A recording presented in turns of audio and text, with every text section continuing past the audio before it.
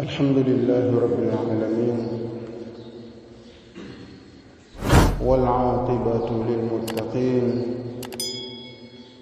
ولا عدوان إلا على الظالمين أشهد أن لا إله إلا الله وحده لا شريك له وأشهد أن محمدا عبده ورسوله صلى الله عليه وعلى آله وأصحابه ومن سار على نهجهم إلى يوم الدين أما بعدكم حميد الله سبحانه وتعالى نكمومبea swala na salam mtume wetu Muhammad alayhi salatu wassalam bi'aunihi subhanahu wa ta'ala kwa msaada wake Allah tumeweza kuamka siku hii ya Jumatatu tukiwa na afya njema na Allah ametuwafikisha kukutana kwenye kituo chetu hiki Jumatatu hii ya leo kwa ajili ya kukianza kitabu chetu hiki Taisiru Ahkami Tahara. Kitabu hiki tuliombwa na baadhi ya ikhwa tukisomeshe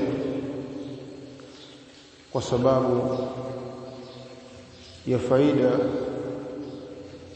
iliyomo ndani yake.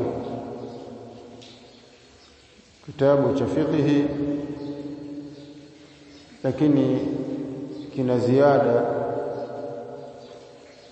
ya nyongeza katika taaluma katika hali ya kujielimisha na kuongeza faida ya ujuzi katika masala haya ya ahkamu za tahara na mengineyo, kwa sababu ndani yake kuna risala mbili ameziweka kwa pamoja. Mtunzi wa kitabu hiki Abu Yahya Sheikh Rashid Mahmud Hujja Ash-Shafi'i hafidhahu Allah ta'ala, kama inavyoonyesha hapa. Huyu ni shekhe, ni alim min ulamai ahli sunnati wal jamaa.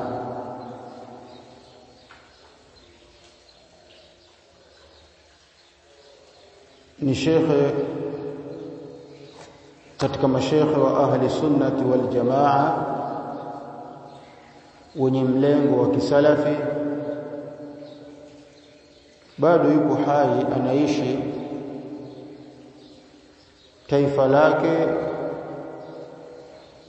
ni Msomali, ni mtu wa Somalia. Kuna nchi inaitwa Somalia. Aqida yake imesalimika, manhaji yake imesalimika. Aqida yake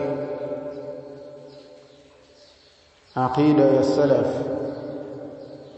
na manhaji yake ni manhaji ya as-salaf. Mwalimu kwenye hii risala hakuweka muqaddima, bali imekuja bismillahir rahmanir rahim at-tahara, na usulubu huu anautumia sana ana kitabu chake shekhe huyu tumekisomesha hapa kwenye darasa za kina mama. Ana kitabu chake kingine hawa wa mama zetu wamekisoma mwanzo mpaka mwisho, kinaitwa Durusu Muhimmatul Linnisa'i. Ameandika risala nyingine muhimu kwa ajili ya masomo ya wanawake tu na mambo yao, na utaratibu aliotumia ni huu. Kwa hiyo wala tusishangae watuone innal hamdalillah nahmaduhu wa nasta'inuhu kama ilivyozoeleka. Ana utumia usulubu at-taharatu. Mwalimu ameanza risala yake na mambo ya at-tahara. Hukmuha, hukumu yake hiyo tahara.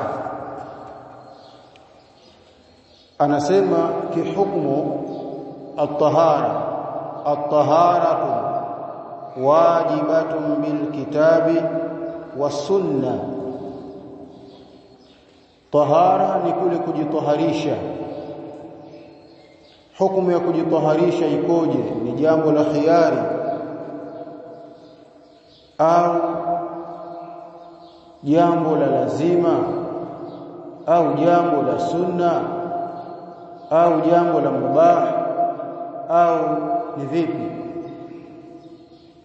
Tumetoka kusoma kitabu Fadlu Ittiba'i Sunna cha al-Allama Bazmul hafidhahullah. Ametuelezea kule masala ya haram, ametuelezea kule masala ya sunna, ametuelezea kule masala ya karaha, ametuelezea kule masala ya mubaha. Sasa jambo hili kujitaharisha, mtu kuwa na tahara, hukumu yake ni vipi? Mtu atakapokuwa ana tahara, at-taharatu wajibatun bil kitabi was sunnah. Tahara ni wajib kwa kitabu cha Allah na sunna za mtume sallallahu alayhi wasallam. Qala Allah ta'ala, Allah mtukufu amesema kwenye aya ya 6 ndani ya suratul Maida, wa in kuntum junuban fatahharu. Allah subhanahu wa ta'ala anawaamrisha Waislamu, na mnapokuwa mmepatwa na hali ya janaba, basi jitaharisheni. Kwa maana mtu kujitaharisha kisharia anapokuwa amepatwa na janaba ni jambo la wajibu. Asipofanya hivyo anapata dhambi, lazima ajitaharishe. Waqala aidan, na amesema hivyo hivyo, inna Allaha yuhibbu at-tawwabin wa yuhibbu al-mutatahhirin, ndani ya suratul Baqara kwenye aya ya 222 asema hakika yake Allah anawapenda mno watu wenye kutubia, wale ambao wanajitaharisha na madhambi. Kutubia ni kujitaharisha na madhambi, kujitakasa na madhambi. Kwa hiyo Allah anawapenda wale watu wenye kujitakasa na madhambi kwa kutubia, anawapenda wenye kutubia. Wa yuhibbul mutatahhirin, kadhalika Allah anawapenda wale ambao wenye kujitakasa. Kwa hiyo kuna kutubu kwenye dhambi na kuna kujitakasa na hali ya hadath imma kubwa au ndogo, Allah subhanahu wa ta'ala anawapenda. Waqala sallallahu alayhi wasallam, lakini pia na amesema mtume swalla na salam zimuendee, miftahu salati at-tuhur, funguo ya swala ni tahara. Miftahu salati at-tuhur, funguo za swala, funguo ya swala, nisiseme za zitakuwa kama nyingi funguo ya swala ni tahara. Alikuwa mwalimu anaelezea hukumu yake jambo hili, anwa'uha, aina zake. Tahara ina aina. At-taharatu naw'an, mwalimu anasema kwamba tahara kuna design mbili, kuna aina mbili za tahara, maanawiya wa hissiya. Kuna tahara ya kimaana, yani mtu kujitaharisha, amejitaharisha kimaana, na kuna kujitaharisha kihisia. Akisema kimaana anakusudia kitu ambacho hakionekani kwa macho, na akisema kihisia ni kitu ambacho kitakuwa kinaonekana kwa macho. Tahara kuna ile ya kimaana na kuna tahara ya kihisia. Atafafanua mwenyewe, fataharatul ma'nawiyya, basi tahara ya kimaana, kwa maana kujitaharisha ama kujitakasa kimaana, yuradu biha, ukusudiwa kwa tamko hilo, kwa usemi huo, tatahiru nafsi min athari dhambi wal ma'siyah,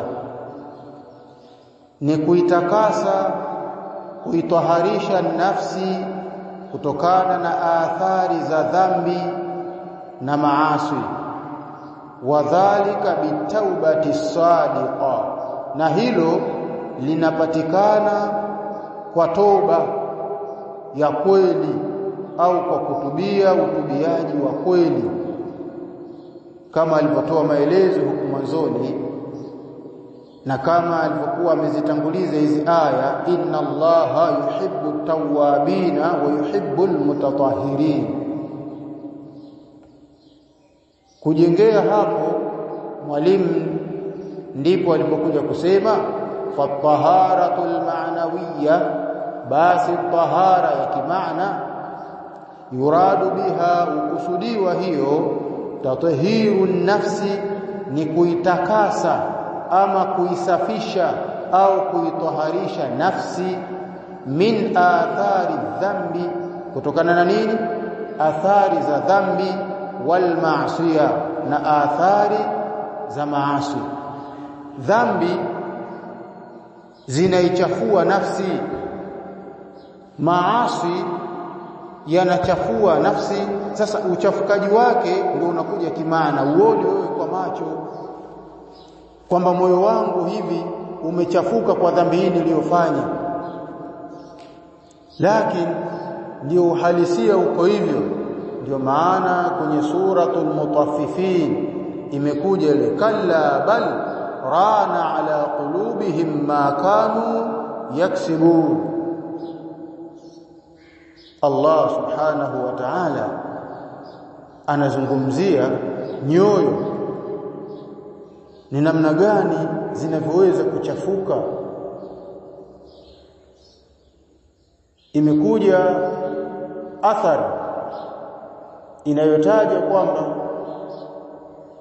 kadiri mtu anapofanya madhambi, basi moyo wake ndivyo unavyozidi kuharibika.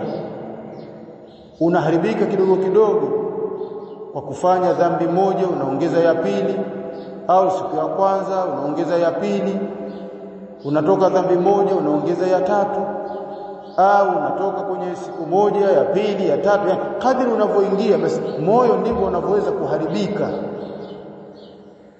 Na tumesoma sisi kwenye aqida, kwa mujibu wa aqida ya ahli sunnati wal jamaa, al-imanu yazidu wa yanqusu, yazidu bitaa wa yanqusu bil ma'siyah. Tumesoma sisi kwamba imani inazidi na inapungua, na inazidi kwa taa imani ya mja, na inapungua kwa maasi imani ya mja. Kwa hiyo moyo unaharibika na unachafuka. Sasa huu uchafukaji wake sio wa kihisia, unaitwa wa kimaana, kwa sababu jambo ambalo wewe ulioni, lakini kimaana moyo unakuja kuharibika katika sura kama hiyo. Lakini wewe ukitazama hivi kusema sasa ni uone moyo wangu huu hapa umechafuka, kama unavyochafuka mkono wako nje, huwezi kuona hivi. Kama unavyochafuka mguu wako umepakaa najisi, unaona kwamba mguu huu umechafuka, unikausafishe nichukue maji. Uchafukaji wa kimaana haui katika sura kama hiyo. Anasema wadhalika bitaubati sadiqa, na huo usafishaji wake unakuwa kwa toba ya kweli, baada ya kuwa mtu amechafua moyo wake kwa kufanya madhambi, kwa kufanya maasi, anatakiwa atubu toba ya kweli. Tubu ila Allahi taubatan nasuha, nafikiri ni aya mashuhuri.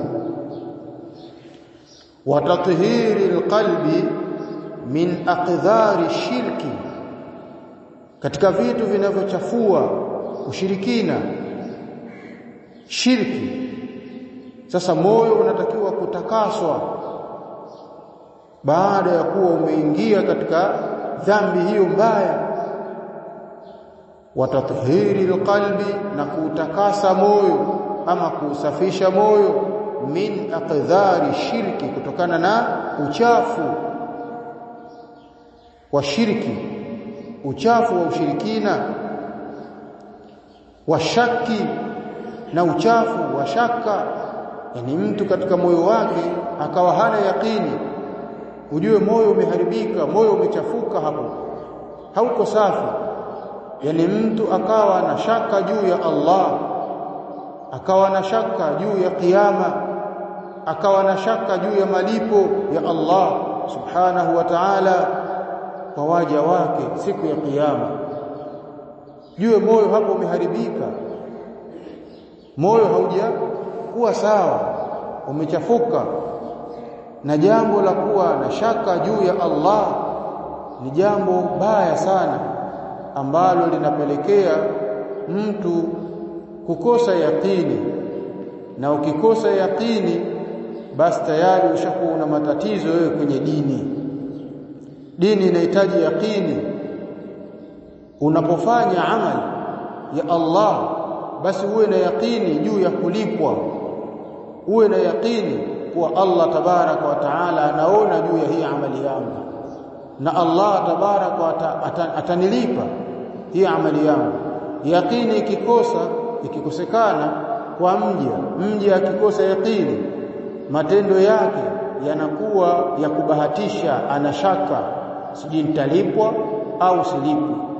Hii ni athari mbaya inayopatikana kwenye moyo uliokosa yaqini, moyo wenye shaka. Lakini pia kukosa yaqini, kuwa na shaka, kunaporomosha ile hali na morali wa mtu kufanya, kwa sababu huna yaqini wewe, vipi utafanya? Asiyekuwa na yaqini hafanyi. Utaswali vipi huna yaqini na malipo? Utasaidia vipi Uislamu huna yaqini na malipo? Kwa hiyo ukiambiwa toa utoi, huna yaqini wewe juu ya Allah, unaona vyako vinapotea, umekosa yaqini. Lakini mwenye yaqini anakuwa mwepesi, kwa sababu yeye ana hakika. Yaqini ni ile hali ya kukosa shaka 100%. Kwa hiyo yaqini inamuongezea mtu hamasa, Yaqini inamuongezea mtu morali wanaita, na moyo uliokosa yaqini hauna morali katika kutenda kwenye Uislamu, ila anafanya wenzangu wanafanya bwana, wakati mwingine anasukumwa na aibu. Lakini yaqini sio aibu, yaqini yenyewe hasa ndio inakusukuma wewe ufanye, kwa sababu una yaqini juu ya kufa, una yaqini juu ya kufufuliwa, una yaqini juu ya kukutana naye Allah, una yaqini juu ya kulipwa, una yaqini wewe juu ya moto, una yaqini wewe juu ya pepo. Yani yaqini ile hali ya kukata shauri 100% kwamba jambo liko hivi. Dini hii matendo yake, dini hii imani yake, inatakiwa mtu awe na yaqini. Yaqini ndio inamtia nguvu ya kufanya, na kukosa yaqini ni jambo baya na ugonjwa mbaya sana katika nafsi. Sasa haya yote ni machafuko haya. Maana yake moyo ukipatwa na vitu kama hivi, moyo huo ushakuwa mbaya, moyo unakuwa ushaharibika. Walhasad, pia moyo unaweza ukachafuka na ugonjwa wa husda. Hasad yani mtu kuwa na ugonjwa wa husda. Husda ni ile hali ya mtu kutopenda, kutoridhia kuona mwenzake ana neema fulani, bali husda inamfanya yeye afurahie na atamani kuondoka ile neema aliyoneemeshwa mwenziwe. Hii ni husda hii, na huu ni ugonjwa mbaya. Mwenye husda haridhii na wala hafurahishwi na wala hapendi kuona mwenzake ananeemeka kwa neema fulani. Mwenye husda anatamani mpaka mwenzake yale macho yake mawili basi moja liondoke kama sio yote, japo yeye anayo mawili naye anafanya kazi, lakini anatamani mwenzake liondoke moja. Mbona utamani wewe liondoke moja? Hii ndiyo husda. Achana, usiseme watoto, usiseme mali. Kwenye mali huko tena ndo kabisa. Mwenye husda akimwona mwenzake kaneemeshwa neema fulani, basi anatamani kwamba na yeye yule bwana angekuwa kama alivyokuwa yeye. Yani wewe ukiwa hali yako ya chini unatamani aliyekuwa juu ashuke awe kama wewe. Hiyo ni husda. Ukiona una moyo kama huo, ukiona kitu kama hiko kinakujia, jua mimi na ugonjwa mbaya sana wa husda. Jua moyo wangu ushachafuka. Unatakaswa huo sasa. Unatakiwa utakaswe. Pambana kujiondoa kwenye hali hiyo. Walhifd walghilli, haya ni mambo mawili yanakuwa kwenye moyo. Hifd ni chuki, hiyo chuki iliyokuwa ndani ya moyo.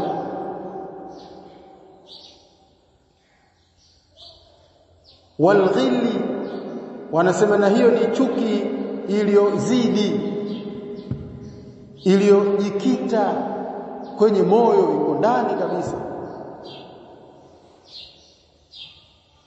Ndiyo maana imekuja ile aya ndani ya Qur'ani, walladhina ja'u min ba'dihim yaquluna rabbana ighfir lana wa liikhwanina alladhina sabaquna bil iman wa la taj'al fi qulubina ghilla lilladhina amanu, mpaka mwisho wa aya. Ghilla ndio chuki, yani mtu anakuwa na chuki ya ndani kwa ndani kwenye moyo wake dhidi ya muumini, dhidi ya muislamu mwenziwe. Nini? Kwamba mimi simpendi tu, mimi simpendi. Umpendi kwa sababu ipi? Mimi simpendi, ndio nilivyoumbwa mimi, ndio nilivyoumbwa tu. Chuki. Sasa mwingine sababu zinakuwa tofauti tofauti, kama wanavyotajwa wale maadui wa masahaba wanavyowachukia. Wewe umpendi tu, kwa nini? Basi atatafuta sababu nyingine. Mwingine mimi simpendi tu Abubakar. Sisi tunamuomba Allah subhanahu wa ta'ala atuepushe na huu ugonjwa. Kwa hiyo ugonjwa huu ni mbaya sana, kuwa na chuki dhidi ya muislamu mwenzako, dhidi ya mu'min kwenye dini ya Uislamu. Walkibri Na kibri pia ni ugonjwa mbaya ambao wenyewe unachafua moyo wa mtu. Mtu moyo wake unachafuka kwa sababu ya kiburi. Mtume sallallahu alayhi wa alihi wasallam alikieleza kibri, al-kibru batarul haqqi wa ghamtun nasi. Kibri kinaweza kikaja kwenye moyo wa mtu kwa sababu ya kule kuipinga haki, ni kibri. Akaambiwa huyu ni kibri, batarul haqqi, kuikataa na kuipinga na kuirudisha haki pindi mtu anapofikishiwa.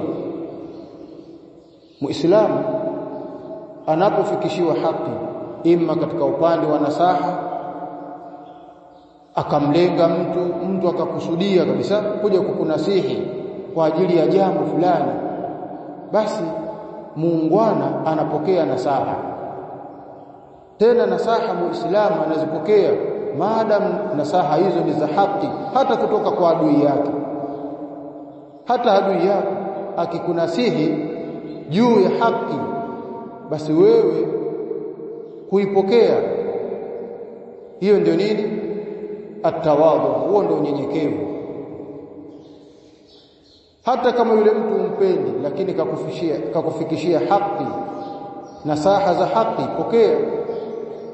Na kibri ni kuikataa haki. Wa ghamtun nasi, lakini na kuwadharau watu pia ni katika jamii ya kibri.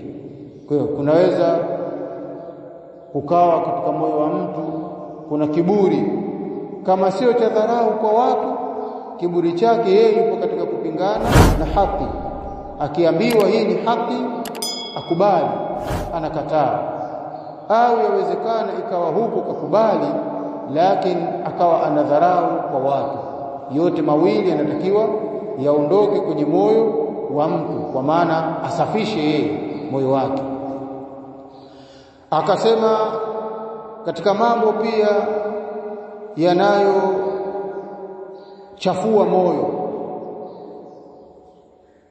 wa hubbil jahi wasultani, na kupenda cheo na utawala. Wa hubbil jahi, na kupenda cheo katika vitu vinavyoharibu moyo. Mtu akiwa ana uchu wa madaraka, ukiwa una system ya kupenda madaraka, moyo wako utaharibika. Wa hubbil jahi, kupenda cheo, wa sultan, na nini? Utawala. Yarhamukallah. Mtu anaweza kuwa mzuri kabla ajawa na matamanio ya kupenda cheo na kupenda mambo ya utawala. Atakuja kubadilika akishaingia kwenye tamaa hiyo. Ndio yeye kweli. Moyo unabadilika, moyo unakuwa vingine sasa. Moyo unakuwa kikatili. Yule ambaye ulikuwa unamuona wewe anakugombelezea, ukitaka kuuliwa anaweza akawa yeye ndio ataka kukuua.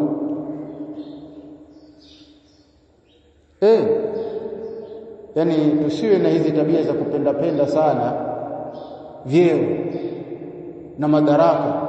As-salaf radiyallahu anhu wa rahimahumullah, as-salaf walikuwa wanakimbia sana masala haya kutokana na ule ubaya waliouona ndani yake. Walikuwa wanakimbia, sio kwamba wanakimbilia majukumu haya, walikuwa wanayakimbia kutokana na ugumu.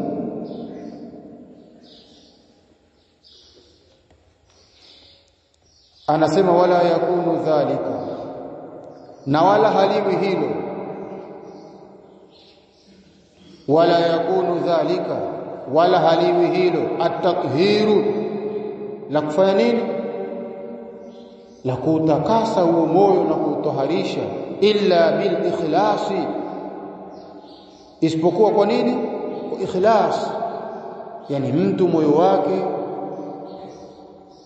akusanye, ajilazimishe, ajibidishe, ajifosi kukusanya ikhlasi kwenye moyo wake, hawe anamkusudia sana Allah. Muislamu matendo yake amwangalie sana Allah. Jambo hili litamweka mbali mtu na vivi vichafuzi vya moyo vilivyotajwa. Moyo wake utakuwa msafi. Adili sana na Allah subhanahu wa ta'ala, anachokifanya akifanye kwa ajili ya Allah. Kila kitu tulizungumza hapa katika durusu zilizotangulia, katika moja ya darasa katika durusu tulizosoma hapa, tuliwahi kuiona nukta ya kuwa mtu atakapofanya basi mara nyingi afanye kwa ajili ya Allah, asitazame watu. Watu ni wachache wa kulipa vizuri. Allah subhanahu wa ta'ala yeye ndio amesifika kwa sifa ya kulipa vizuri. Kwa hiyo wanadamu sisi tunaweza kufanyiana mazuri ukitarajia malipo yatoke kwa mwanadamu.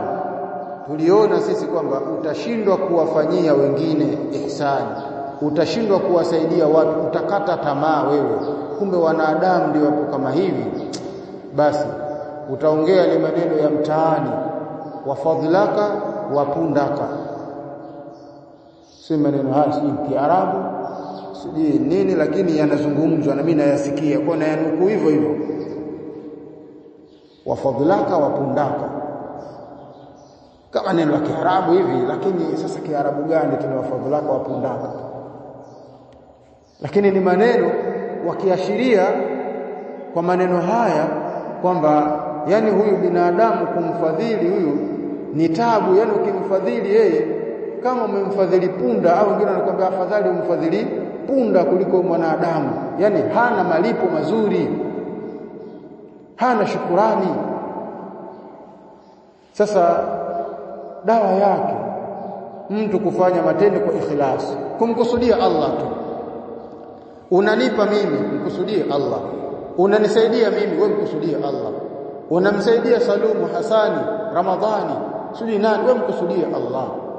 Ndio tuliongea hapa siku moja mpaka katika masala ya hawa waombaji. Ukisema wewe umwangalie yeye kama yeye, hutosaidia mtu kwa wakati huu, kwa sababu matapeli pia wapo kwenye kuomba. Lakini wakati huo tukumbuke kuna wale wenye shida za kweli wanaomba. Kwa hiyo ukifunga milango, maana yake utawazuilia na wale ambao wanaomba kwa kweli. Kwa hiyo kikubwa hapa silaha ya kutembea nayo kuwa na ikhlas, kuwa mtakasie Allah subhanahu wa ta'ala. Akiwa ni muongo wewe, Allah atakulipa kwa nia yako, ikhlas ile itafanya kazi. Ulitoa kwa ajili gani? Akiwa ni mkweli, fabiha wa ni'ma, malipo yako utapata na kusudio lako litakuwa limekwenda vile vile. Ikhlas. Anasema wa hubbil khairi, na kupenda khairi. Yani mtu kwenye nafsi yake awe ni ikhlasi kwenye moyo wake, lakini pia awe ni mtu wa kupenda khairi. Hili ni jambo ambalo litapelekea moyo kusafika. Anasema mwalimu, wala yakunu dhalika tathiru illa bil ikhlasi wa hubbil khairi. Na nini? Na kupenda khairi. Tunapenda khairi, lakini kupenda khairi nasisitiza, unatakiwa moyo uwe na yakini. Miaka ya nyuma tushawahi kutoa hutuba sisi kuhusu jambo la yakini, tukazungumza kwa upana kuhusu yakini. Yakini ni kitu muhimu sana. Yakini itakupelekea wewe kupenda khairi unapokuwa na yakini kwenye nafsi juu ya Allah. Kukosa yakini unakuwa kama ule Uislamu wa wanafiki, walikuwa wanafanya lakini wanakosa yakini, wanaswali lakini hawana yakini, wanatoa mali zao baadhi ya nyakati wanafunga, wanafanya kadha na kadha, wanafanya lakini bila ya yakini. Kulikuwa kunawarudisha na kunawazorotesha imani zao. Na masahaba walikuwa na yakini juu ya Allah, basi walikuwa wanafanya kwa nguvu zote, na wakawa wao wanapenda khairi kwa sababu ya yakini waliokuwa nayo. Wa hubbil khairi, na kupenda khairi, wal hilmi, na upole, kutokuwa na haraka katika mambo, kuwa na uvumilivu, kwa sababu jambo hili pia linakusanya uvumilivu. Katika hilmu kuna uvumilivu ndani yake, yani ukishakuwa mpole wa jambo, mambo yako unaendesha pole pole, basi maana yake utaweza kuvumilia. Hauchukui maamuzi ya haraka, kwa sababu mambo yako unaendesha kwa upole na utaratibu. Watawadhu, na unyenyekevu kule kunyenyekea. Wasidiki, na ukweli, na ukweli.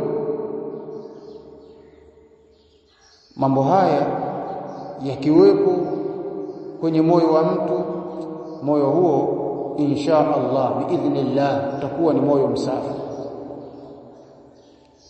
Kuwa wa kweli kwenye mambo yetu, kuwa wa kweli kwenye maneno yetu, kuwa wa kweli kwenye vitendo vyetu. Ukweli, jambo hili linamtengeneza mtu. Mwalimu ametuambia tahara ndio nukta yetu, namna gani tunaweza kutaharika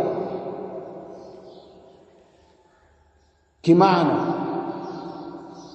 Anatutajia vya kukusanya, tukusanye vitu hivi kwenye mioyo yetu.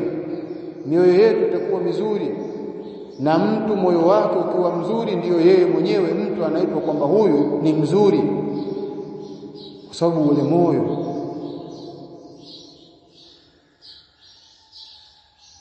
Riwaya nafikiri mashuhuri,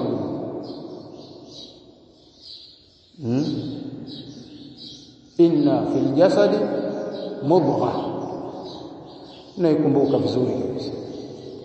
Wa iradatu wajhi llahi ta'ala bil a'mal, na kutaka uso wa Allah mtukufu bil a'mal, kwa matendo. Unautakaje uso wa Allah bila ya matendo?